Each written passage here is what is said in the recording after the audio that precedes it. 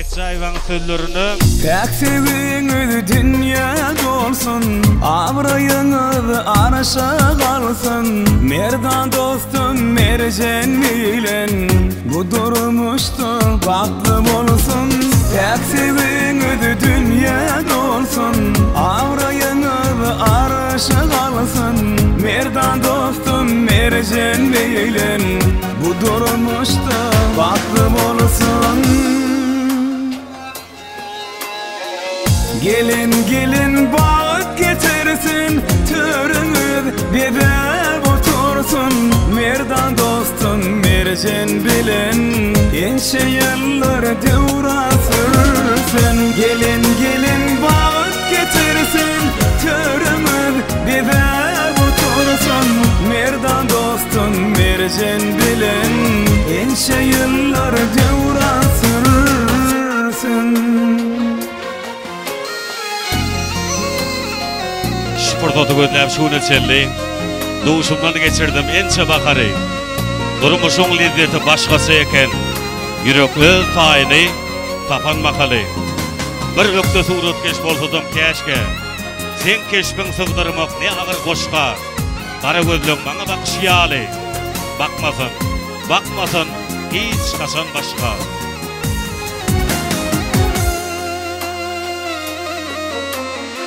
Enşe yılgın mışkında, arzulap bağıt köşkünü. İnemenin şu hoş günü, arzu aydan şanını. Enşe yılgın mışkında, arzulap bağıt köşkünü. İnemenin şu hoş günü, kutlu aydan şanını. Gelin bağıt getirsin, törümüz bebe otursun. Merdan dostum mercan bilen, enşe yıllar devra sürsün. Gelin bağıt getirsin, törümüz bebe otursun.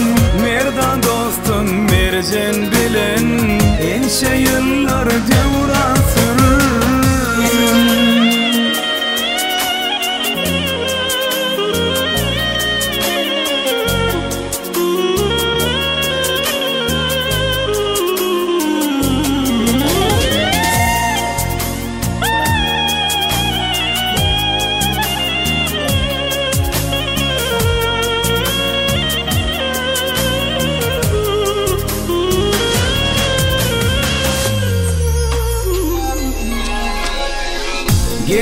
Gelin bağıt getirsin, törümüz bebe otursun. Merdan dostum mercan bilen, enşe yıllar devra sürsün. Gelin bağıt getirsin, törümüz bebe otursun.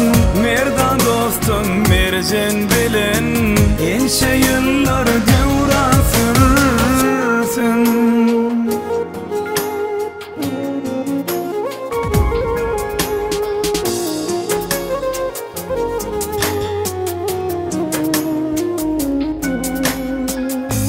Yaşların şanına bir şoğullu yel sarpiyat mektubu.